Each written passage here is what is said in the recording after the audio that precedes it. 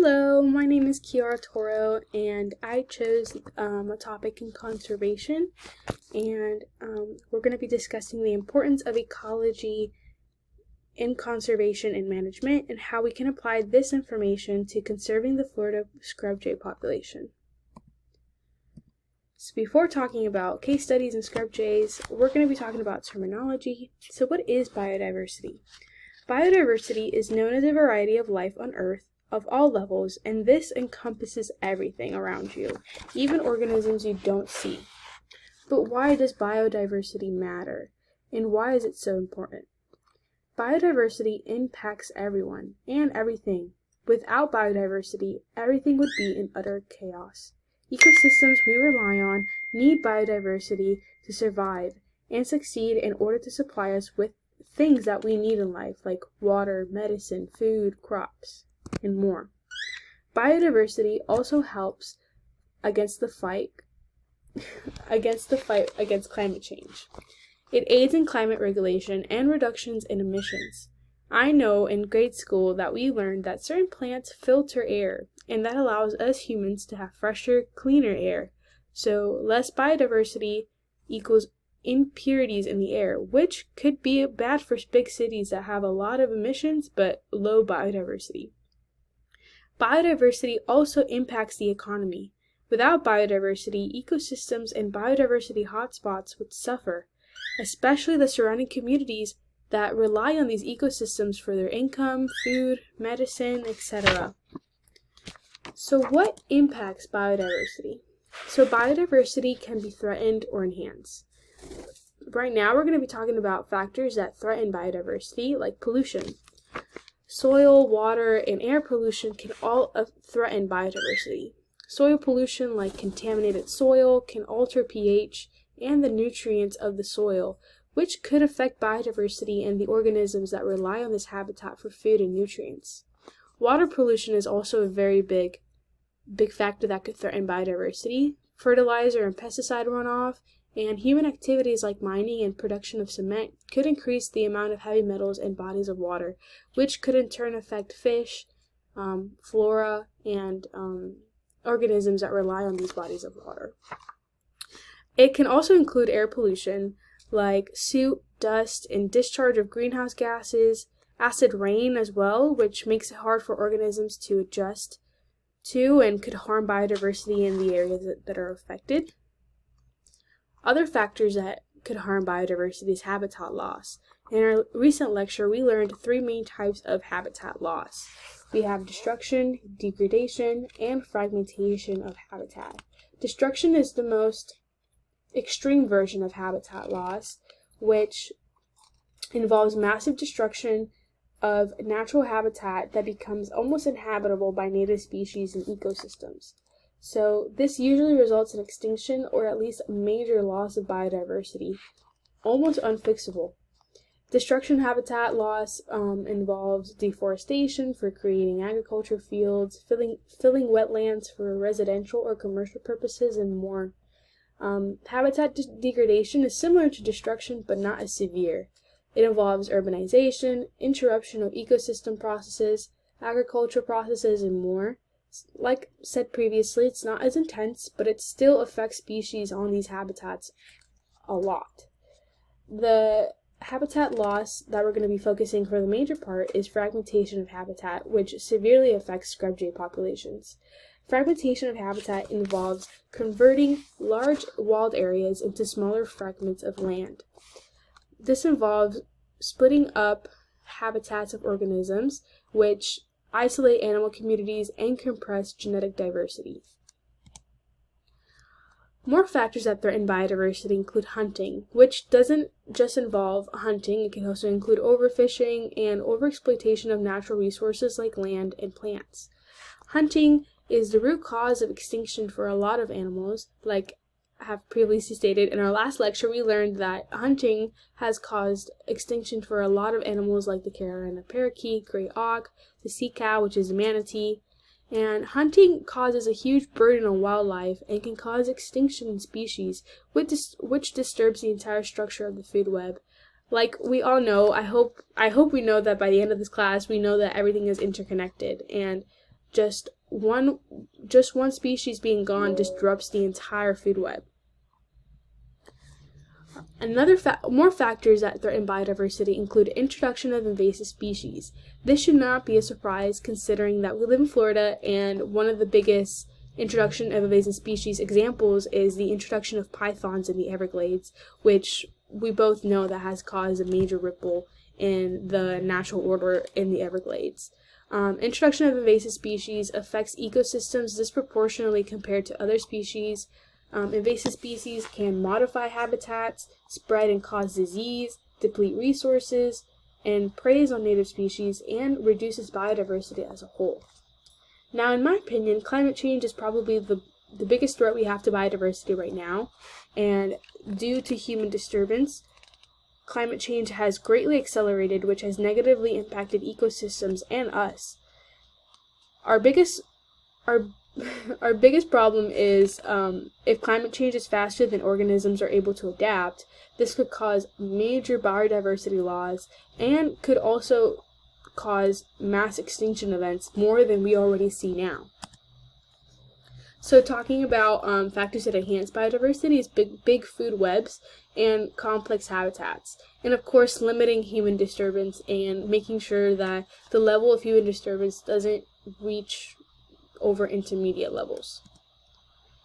During our last lecture, we learned that a biodiversity hotspot in Florida was Lake Wales Ridge. Lake Wales Ridge provides habitat for 21 federally listed plant species, including the Florida scrubjay and the Florida mouse. A lot of these species, including the scrubjay and the Florida mouse, are endemic, which just means that the species is found only in that area and is limited to a certain type of habitat. The Lake Wales Ridge has been severely impacted by urban development and human disturbance, which in fact over 85% of upland plant communities in Lake Wales Ridge has been lost to human impact. Now we're going to move on into the introduction of scrubjays. Scrubjay is an endemic bird, which means that scrubjay is only native to Florida and requires a very specific habitat, a sandy, scrubby habitat. Scrubby habitats are optimal for scrubjays, and they require constant burning, and due to fire suppression and urban development, populations have been affected. Numbers of scrubjays have been on the decline, with over 50% of the population gone. Most are located on protected lands like the Merritt National Wildlife Refuge, Kennedy Space Center, and the Ocala National Rainforest.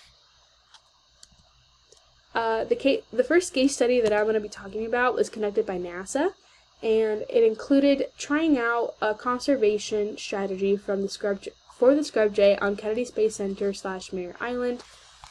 Data suggests that population has declined 40% and will continue to decline another 40% in a 10-year period if there is no intervention. For scrubjay populations to thrive, habitat needs to be optimal and cannot greatly deviate from these conditions. So like we previously learned in Lecture 19, we learned that species that are at greater risk for extinction have very specific niches and requires very specific habitats. And this puts the Florida scrubjay unfortunately at risk for extinction due to its need for a very specific habitat, which is being constantly affected by human development. Fragmentation of the habitat has caused loss of scrub habitats, which allow scrubjays to thrive due to the ability to monitor large areas for predators. So because of fragmentation of habitat has been occurring, it also has been increasing the number of woodlands and forests, which are not suitable for scrubjays due to scrubjays not being able to watch out for predation as efficiently as they can in scrub areas. So the objectives of the recovery plan included achieving a core population of 400 and 800 Florida scrubjays in optimal habitat, maintain biological integrity and diversity of the scrub ecosystem, and the conservation strategy included use of prescribed fire, maintaining population in large contiguous landscapes, planting scrub vegetation in abandoned citrus groves, mechanical treatment and burning to convert xeric woodlands into an open scrub landscape, and like we discussed earlier, they should occur on big territories for optimal results due to allowing scrub jays to watch out for predators more adequately, since that is a lot of the majority of scrub jays are being affected by predation as well. The second study I included details the effects of suburbanization and habitat fragmentation on dispersal of scrub jays. Now, this case study does derail from the topic of conversation, but I did want to include it just so you have an idea of how much human disturbance and urbanization is affecting the survival of these birds. So, scrubby flatwoods, which is favored by the scrub jays, is also favored by humans and is majority where people like to build. So habitat fragmentation affects these dispersal mechanisms and genetic variety.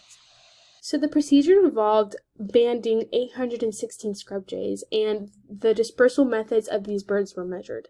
So what we found is that suburban scrub jays disperse farther and at an earlier age than any of the other birds. So the tendency to delay breeding and engage in helping behavior, which is a characteristic of these birds in their natural habitat, was really reduced for females in the suburban territories. So what happens is that a thing that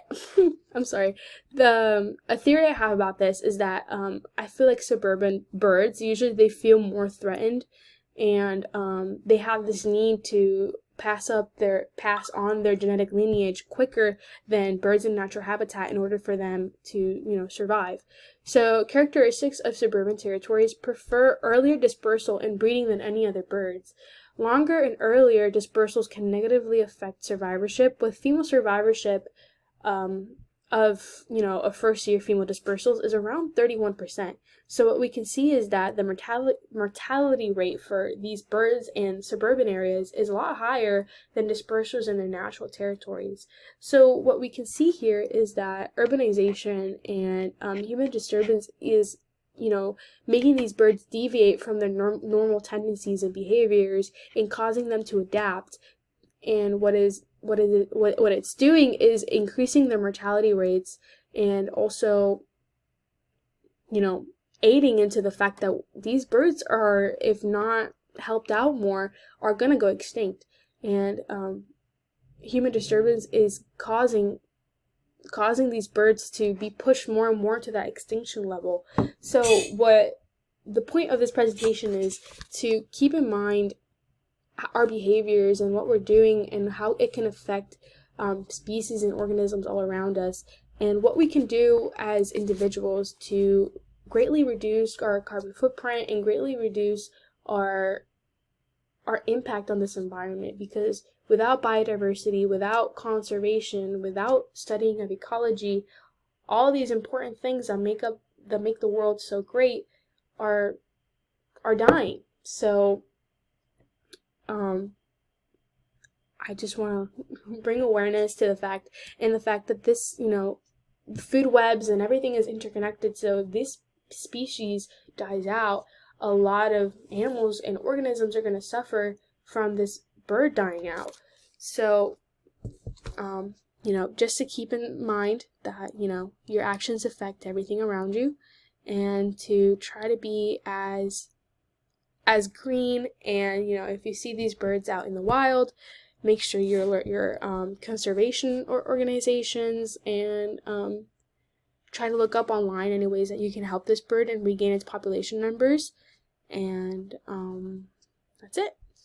Thank you so much for watching. This is my reference slide, and I hope you guys have a great rest of your semester and a great finals week.